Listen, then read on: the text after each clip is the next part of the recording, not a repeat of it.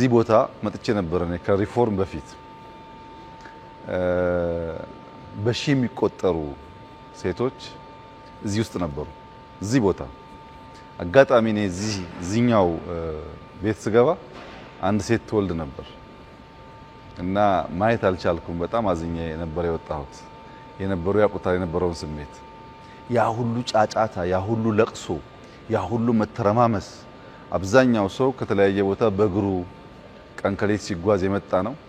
በዚያ ጊዜ የነበሩ ኃይሎችም እዚህ አካባቢ ይበልጥ ሽብር ይነዙ ነበር እና ማህበረሰቡ የነበረበት የምግብ የመጠጥ ብቻ ሳይሆን ሳይኮሎጂካል ጭንቀት በጣም አሳሳቢ ነበር እና በጣም ከፍቶኝ ልቤ ተሰብሮ አዝኜ የወጣሁበት ቦታ ላይ ዛሬ ወጣቶች እንደዚህ አይነት አስደማሚ ስራ ሲሰሩ ማየት የሚሰጠውን ስሜት እንግዲህ የሚያውቀው ብቻ ያውቀዋል። እየሰሩ ያሉት ስራም ቀላል አይደለም። የሐረር ከተማ ኮሪደር ልማት በተለይ የመብራቱን ማዘመን ስራ ሙሉ በሙሉ የሚሰራው እዚህ ቦታ ነው።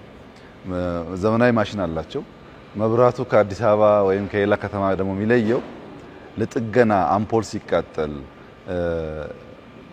ክሬን እንዳይቸገሩ በሆነ ሲስተም ራሱ ፖሉ ዝቅ ብሎ ለመጠገን የሚያስችል አይነትም የፈጠራ ስራ አክለውበታል። ይሄ ነገር እያደገ ይሄዳል። ብዙ ከተሞች አሉ። እዚህ ማያ አለ። ማያ በራሱ አውዳይን ይዛል፣ ሀሮማያን ይዛል። ትልቅ ከተማ ነው። ሐረር በጣም ትልቅ ከተማ ነው። እስከ ድሬዳዋም ሊሄድ ይችላል እና ኢስት ፓርቱን ብቻ ከቨር የሚያደርግ ኢንዱስትሪ እንኳን ቢሆን በጣም ትልቅ ማርኬት ነው ያለው እና ብረት ላይ የተጀመሩ በጣም ተስፋ የሚሰጡ ስራዎች አሉ።